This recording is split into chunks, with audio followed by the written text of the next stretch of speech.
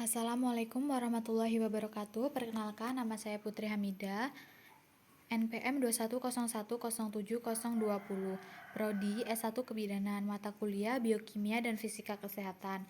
Dosen pengampu Dr. Elsa Fitriana, S.Kep, BD, M.Ketrop.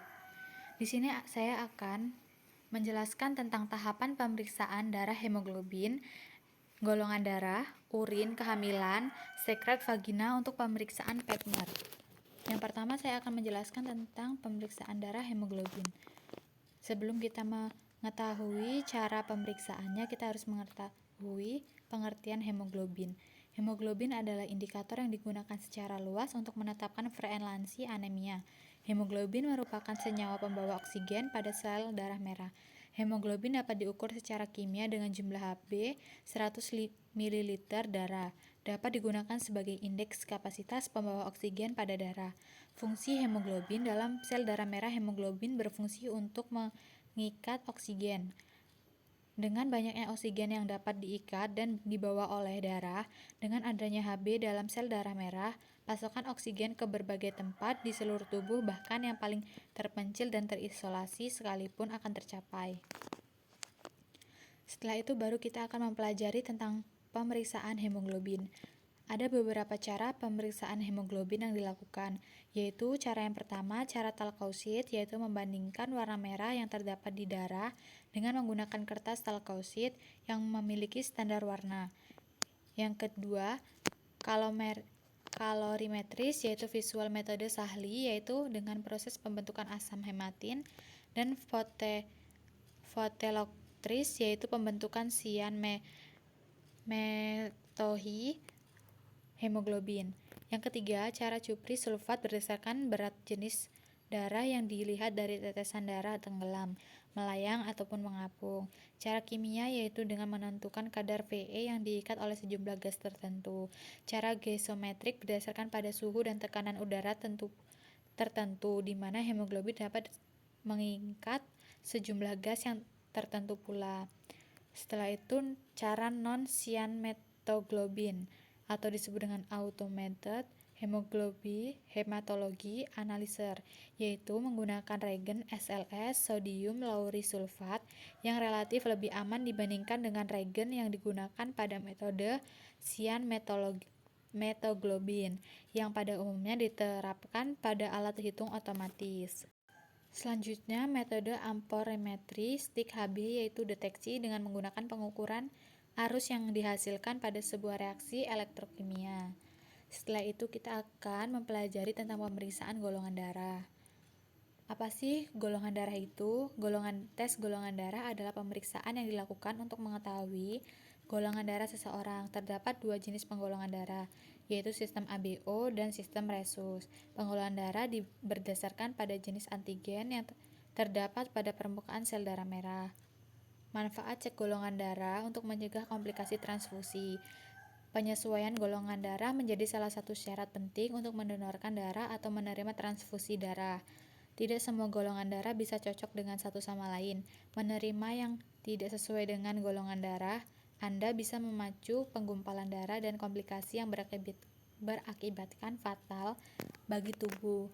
Gejala dari ketidaksesuaian golongan darah pada proses transfusi darah antara lain adalah demam, menggigil, mual, kulit dan mata tampak kuning, nyeri pada dada, pada perut, untuk punggung atau punggung, kencing berdarah, dan sesak nafas.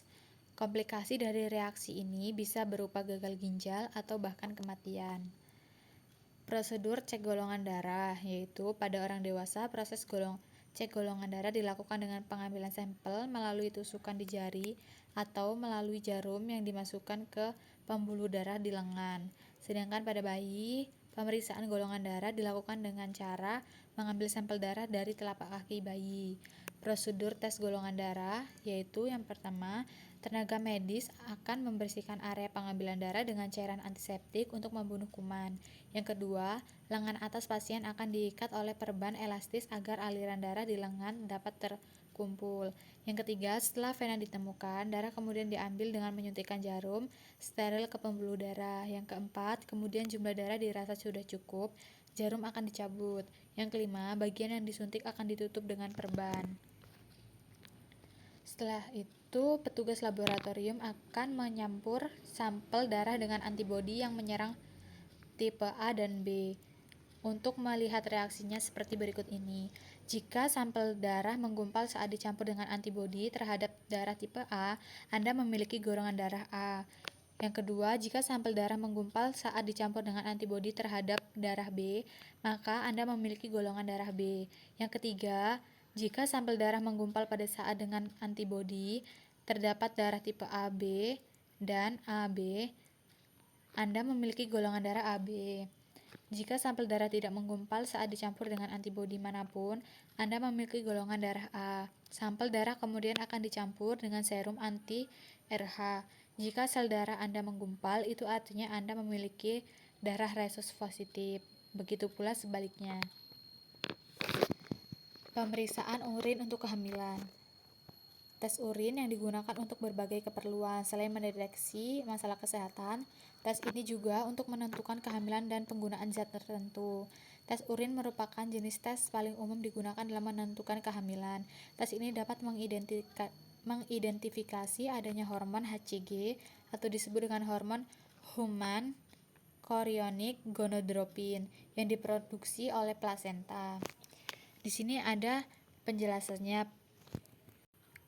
Jika perempuan hamil, minggu ke-1, kandungan HCG dalam urin yaitu 0-50. Minggu ke-1 sampai ke-2, 40-300. Minggu ke-3 sampai ke-4,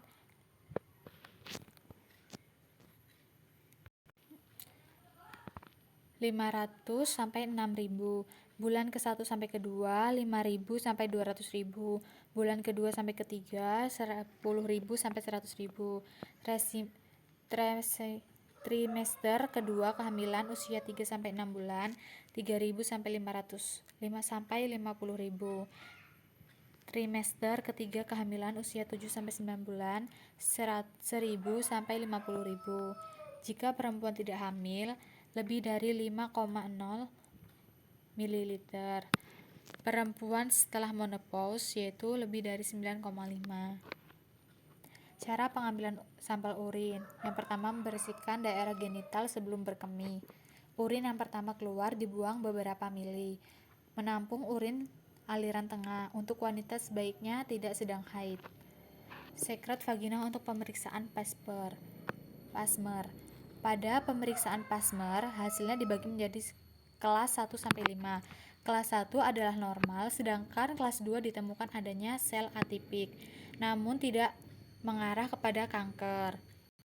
Sel atipik tersebut disebabkan oleh adanya peradangan pada vagina atau serviks.